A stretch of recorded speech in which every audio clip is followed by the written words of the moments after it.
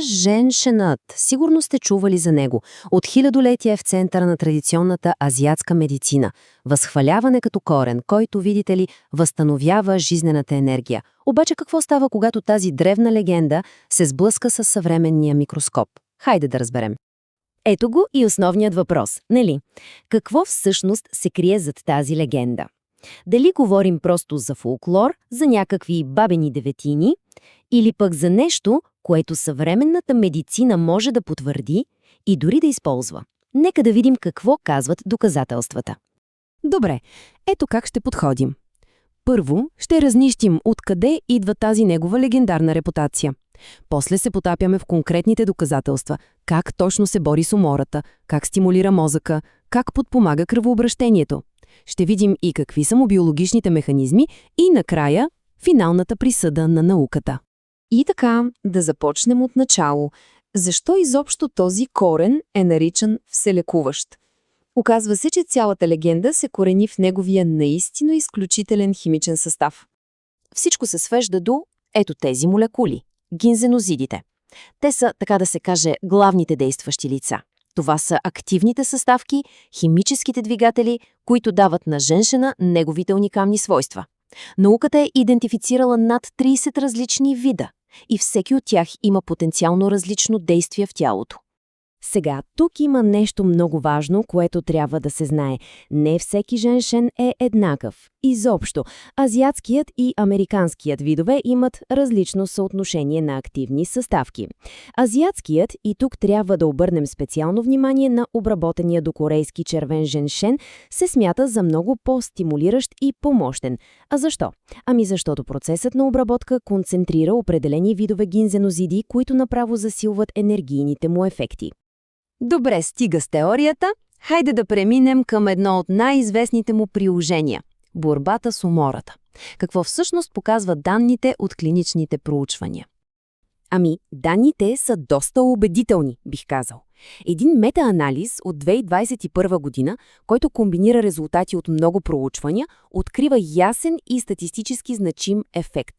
Ето това число 0.58 може да не говори много, но това е научният начин да се каже, че подобрението в издържливостта е абсолютно реално и измеримо.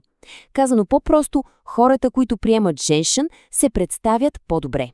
И ето един много конкретен пример. Представете си следното. В едно рандомизирано проучване карат участниците да въртят велоергометър до пълно изтощение.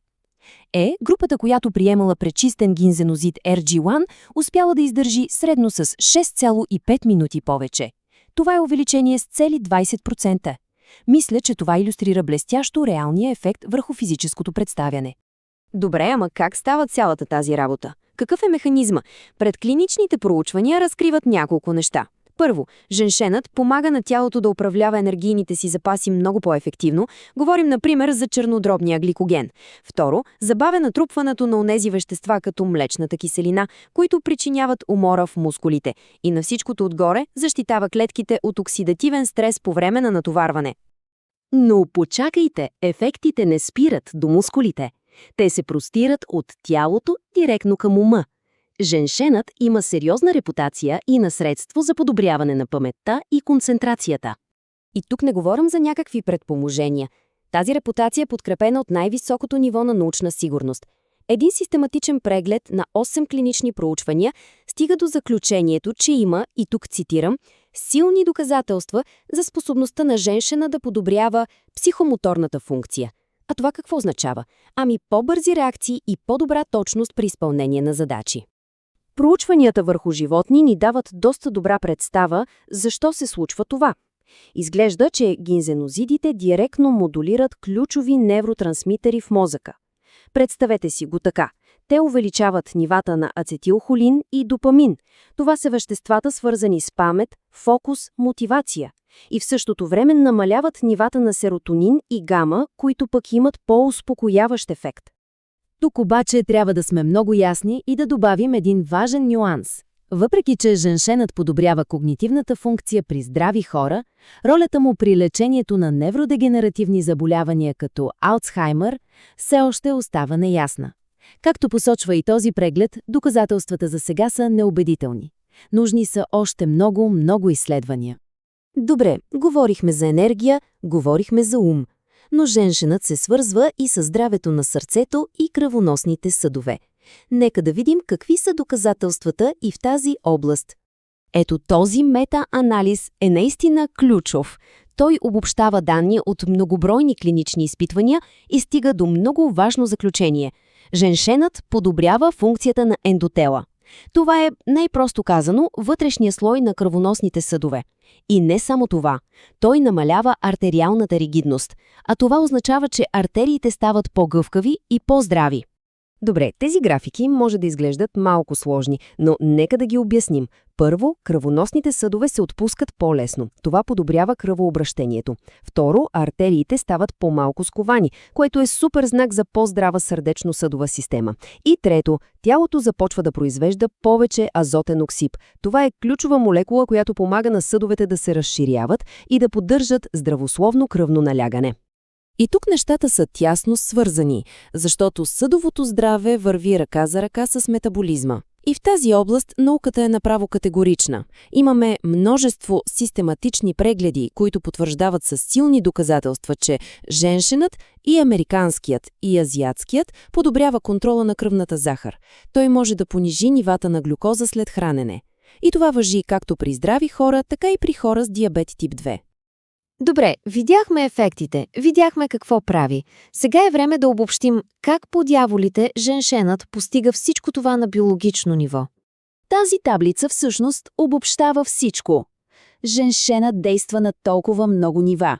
Той е мощен антиоксидант, който защитава клетките, регулира стресовия отговор, подобрява кръвообращението чрез азотен оксид, влияе на метаболизма на глюкозата, защитава невроните, модулира имунната система. Просто е невероятно. Всичко това обяснява защо е наричан адаптоген. Той помага на тялото да се адаптира към всякакви видове стрес. Добре, време за финалната равносметка. Каква е присъдата на науката за този древен корен? И така, каква е равносметката в крайна сметка? Мисля, че картата на доказателствата е доста ясна.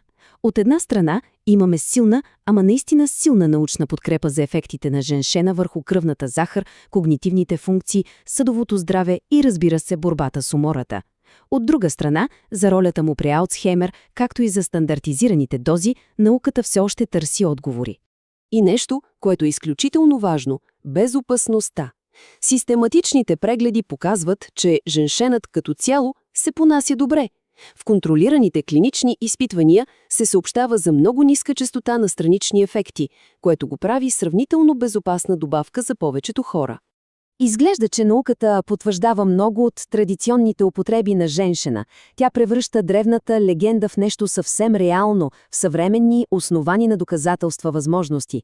Така че въпросът вече не е дали женшенът работи, а как най-добре можем да впрегнем неговата сила в съвременната медицина и здравеопазване. Бъдещето определено изглежда обещаващо.